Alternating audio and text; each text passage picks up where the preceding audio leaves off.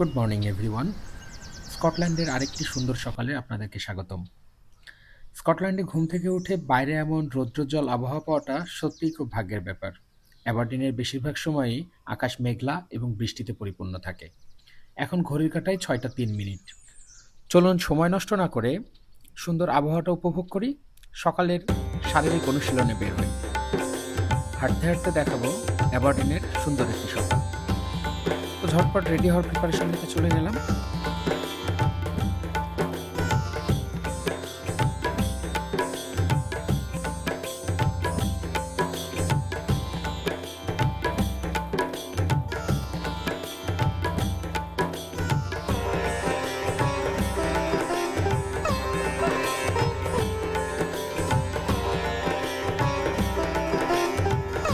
দর্শক, মোটামুটি আমার রেডি হওয়া শেষ। আজকে যদিও আমার জব নাই, তো সারাদিন আমি মোটামুটি ফ্রি। সকাল সকাল ঘুমটাও আজকে ভেঙে গেছে, তো ভাবলাম সকালটা বের হই। যদিও আমার সকালে ঘুম ভেঙে যায়, আমার সকালেই আমার ওঠা অভ্যাস।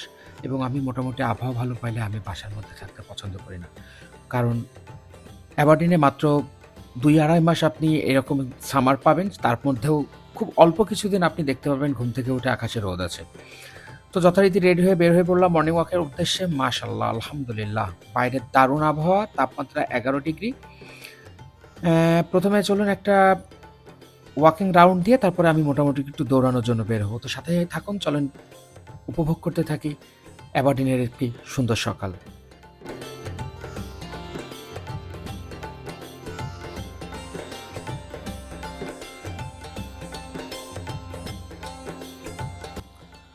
দর্শক, স্কটল্যান্ডের সৌন্দর্যের শেষ নাই। প্রতি বছর হাজার হাজার পর্যটক আসেন অ্যাবারডিন এবং স্কটল্যান্ডের বিভিন্ন শহর ঘুরতে।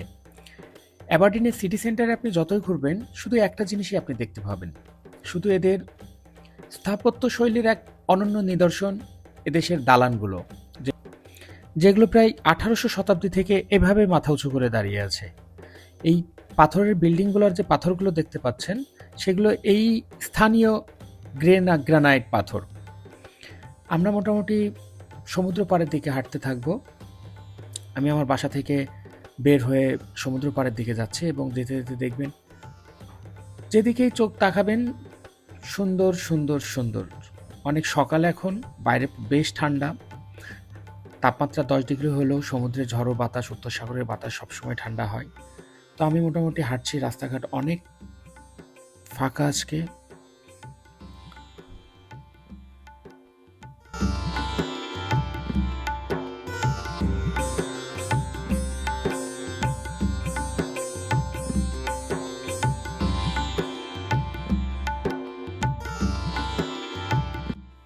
এটি সিটি সেন্টারের অনেকগুলো কবরস্থানের মধ্যে অন্যতম বড় একটি কবরস্থান।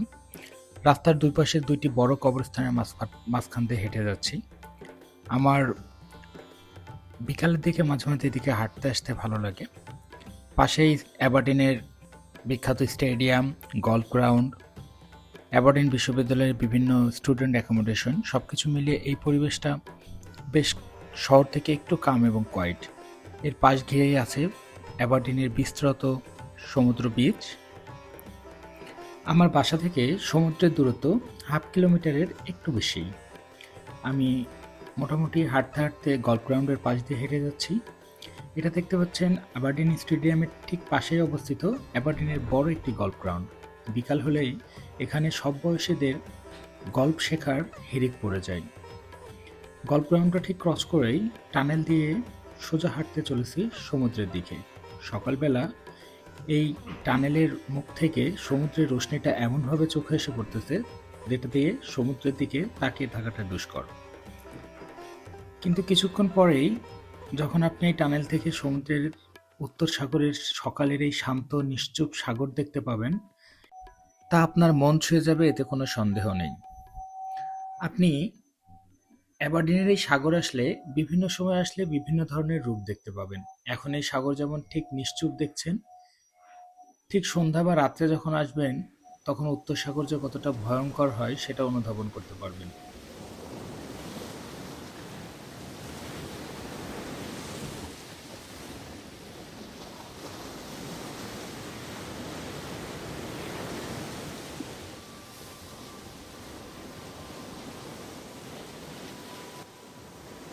উত্তরের শীতল বাতাস আপনার শরীরে এক অন্য ধরনের অনুভূতি সৃষ্টি জাগিয়ে যাবে।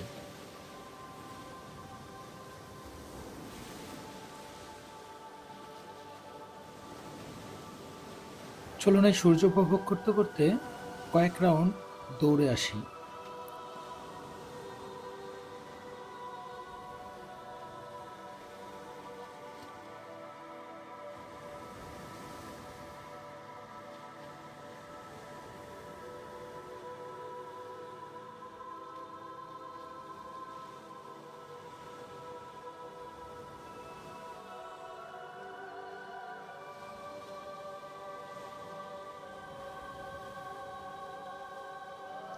মজার ব্যাপার হলো, আপনি দিনের যেকোনো সময় যখনই আপনি সৈকত পাড়ে আসবেন, সেটা সকাল, দুপুর, বিকাল, সন্ধ্যা, রাত, এমনকি মধ্যরাত পর্যন্ত, তখনই দেখবেন কেউ না কেউ এখানে আছেন এবং সবাই দৌড়াচ্ছে।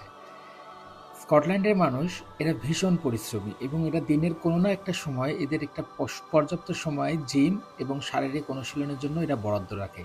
এরা সুস্থ লাইফ এবং সুন্দর লাইফ লিড করতে অনেক বেশি পছন্দ করে। ইভেন এরা আধুনিকতার চেয়েও এদের নিজেদের ঐতিহ্য এবং সুন্দরভাবে বাঁচার প্রাকৃতিক প্রায়োরিটিটা সবসময় বেশি দিয়ে থাকে।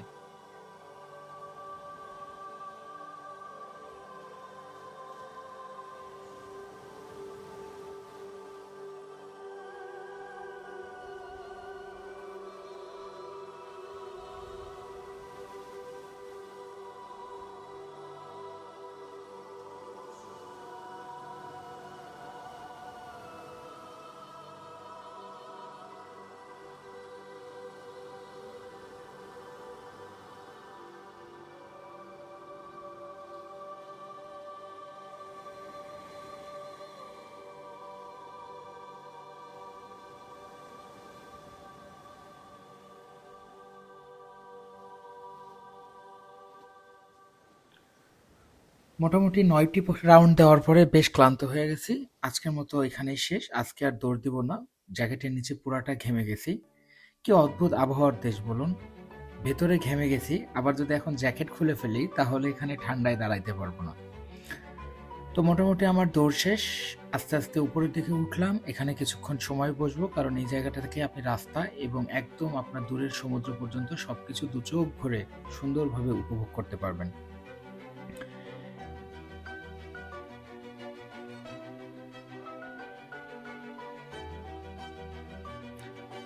অ্যাবারডিনের সবথেকে বেশি আমার ভালো লাগে সামারে, সেটা হচ্ছে ফুল। এত রকমের ফুল এখানে আপনি দেখতে পাবেন, যেগুলো দেখলে আপনার মনে হবে সবগুলোই আর্টিফিশিয়াল।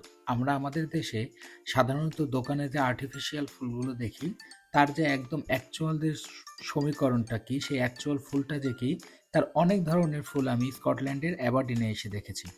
এখানে বসার জায়গা, কবরস্থান, রাস্তা, বেঞ্চ, যেখানে যাবেন এই সামারে প্রত্যেকটা দেওয়ালে দেওয়ালে সব সুন্দর সুন্দর রং বেরঙের ফুল এবং ফুল গাছ আপনি দেখতে পারবেন। তো যথারীতি আবার সেই পথ থেকেই বাসার দিকে ফিরতেছি। কবরস্থানের পাশ দিয়ে দূরে যে ভবনটা দেখতে পাচ্ছেন, এই ভবনটা আপনাদের পরিচিত হওয়ার কথা। এটা ইউনিয়ন স্ট্রিটের ক্যাসেল গেটের সেই বিল্ডিংটা, যেটা সবসময় সিটি সেন্টার থেকে আমি ছবি বা ভিডিও আপলোড করলে দেখা যায়। তো সব মিলিয়ে আমার মর্নিং ওয়াক শেষ করে এখন ক্লান্ত শরীরে গুটি গুটি পায়ে বাসার দিকে এগিয়ে যাচ্ছি। এখন ঘড়ির কাঁটায় প্রায় 8:30। লম্বা সময় বাইরে থাকলাম।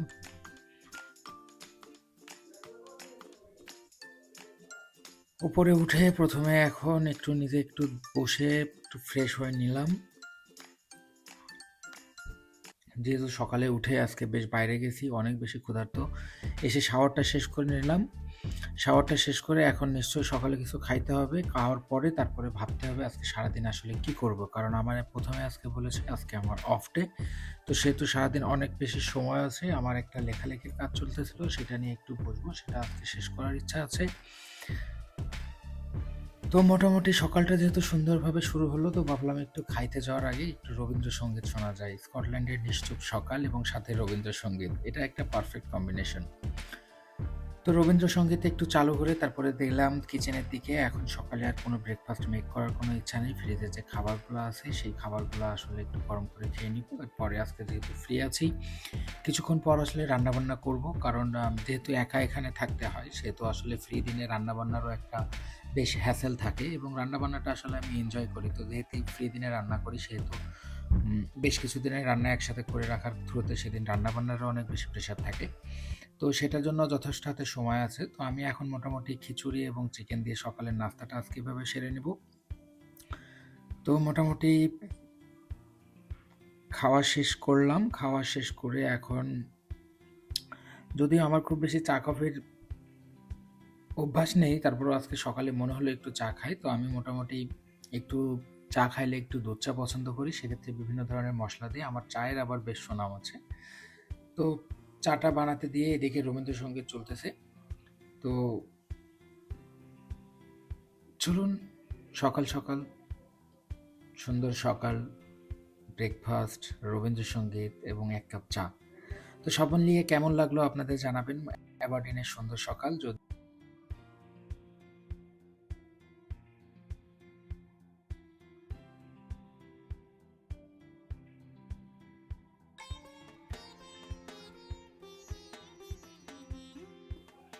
তো আমার চা তৈরি হয়ে গেছে, মাশাআল্লাহ চায়ের কালারটা ভালো হয়েছে। লাইটটা অফ করে দিলে চায়ের কালারটা ভালো বোঝা যাবে। তো আপনাদেরকে অসংখ্য ধন্যবাদ সাথে থাকার জন্য। দেখা হবে পরের কোনো ভিডিওতে। আসসালামু আলাইকুম।